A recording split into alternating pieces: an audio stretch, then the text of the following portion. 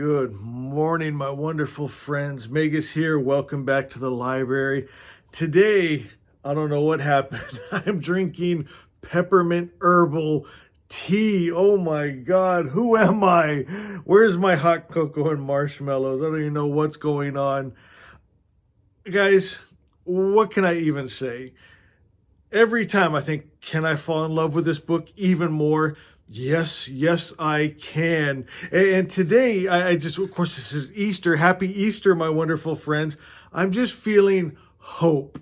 And so our French word for today, espoir, hope. I thought that was so beautiful. And you know what? As I get to know you guys, this is one of my favorite things we've done on this channel in 8 years is book club. I feel so close to you guys. I love you guys so much. And your guys' stories, I mean, from studying abroad in France and then Kiva, is that how I say your name? The just similarities from your story and this story. Oh my God, it's mind-blowing. Like I said in the comment, I think the universe is looking out for you. It's so beautiful. And you know, if you guys want to share more of your story, go to the comments and type it out and let us all read it. Just remember, we're in chapter 6 today, so we can come back to chapter 6 and read these as more people come in and leave their stories. But I want to know more about you, and especially like names. A lot of times it'll be like book lover 1642. I don't know who you are, if it's a man or a woman, if you're 10 years old or 100 years old. And so just let us all know more about you and your story. And because I already feel like I'm so close to you guys, I want to know more. So chapter 6, oh my. It starts off, well, let me just read a little bit. It says, Perdue rolled up his sleeves of his white shirt. I love that, right? He's getting to work. He checked that his black tie was straight, took out the reading glasses he had recently started wearing. I get that. I just started this a couple years ago. And with a deferential gesture, escorted the customer into the heart of his literary world. The leather armchair with a footstool in front of a large plate glass window that framed a view of the Eiffel Tower. I love that. I feel like I'm there, my friends. I want to see that. Maybe someday. Oh, how about if our book club all went to Paris and got to see the Eiffel Tower? And how about if we could go to that Shakespeare & Co., that old book company, and get pictures out in front of it? What a dream. I could see that happening someday. I mean, we have hope, right? Eiffel Tower. There was, of course, a side table for handbags donated by Lirabelle, and next to it an old piano that Perdue had tuned twice a year, even though he couldn't play it himself. And so Perdue asked the customer, whose name was Anna, a few questions. And now he starts doing his thing, right? He's asking questions. He's getting to know her. And it kind of shows some of the magic behind the scenes of what's going on. And I love it. She says, so can I be cured? Give me the plain truth. And Perdue collected the words that stood out from the stream of everyday expressions. The shining words were the ones that revealed how this woman saw, smelt, felt, what was really important to her, what bothered her, and how she was feeling right now, what she wished to conceal behind a fog of words, pains, and longings. Perdue listened out for what was making the soul unhappy.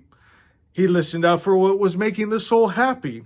Monsieur Perdue knew that the texture of the things a person loves rubs off in his or her language. So I like how he's looking for the true words, right?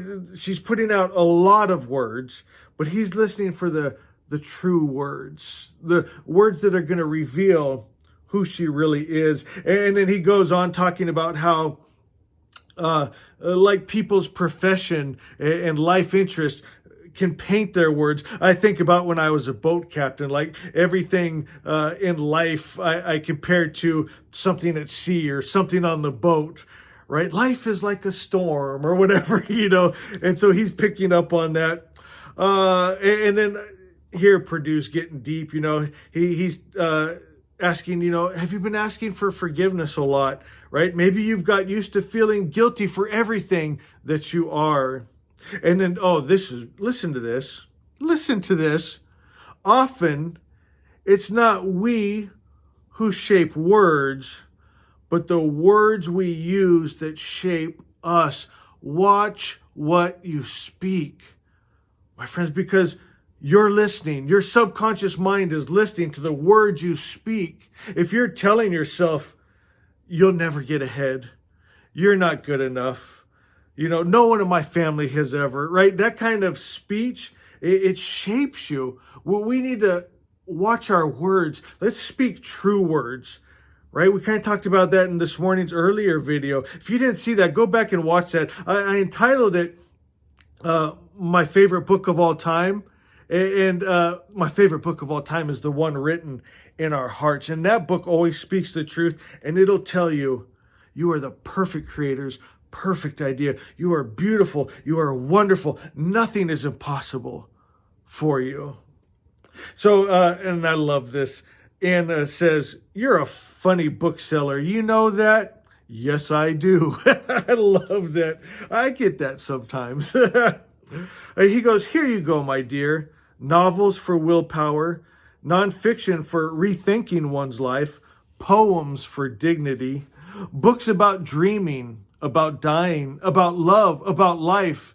As a woman artist, he laid out mystical ballads, hard-edged old stories about chasms, falls, peril, betrayal at her feet.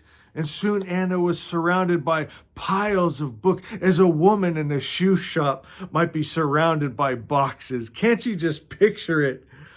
Purdue wanted Anna to feel that she was in a nest. And I love this right here. He wanted her to sense the boundless possibilities offered by books. Hope, our word for the day. They would always be enough. They would never stop loving their readers. They were a fixed point in an otherwise unpredictable world, in life, in love, after death. Reclined in her chair, I love this. Reclined in her chair, her tense shoulders slackened. Take a deep breath with me right now. Let your shoulders relax and know everything's going to be okay. Long, deep breath in. And release. We only breathe like that when we feel safe and secure. We have a hope for the future, right? We're not that frantic breathing, like that fight or flight. Right now in the library, this is a safe place, and we have hope, and everything in truth is going to be okay. So another long, deep breath in. And relax. Let all the muscles in your body relax. Oh, that just feels good. So reclined in her chair, her tense shoulders slackened, her thumbs unfurled from her clenched fist and relaxed, she read. Oh, just those two little words right there. She read. Beautiful. Monsieur Purdue observed how the words she was reading gave shape to her from within. So what she's holding inside is starting to reflect on the outside. He saw that Anna was discovering inside herself a sounding board that reacted to words. Reacted to words. Power of words.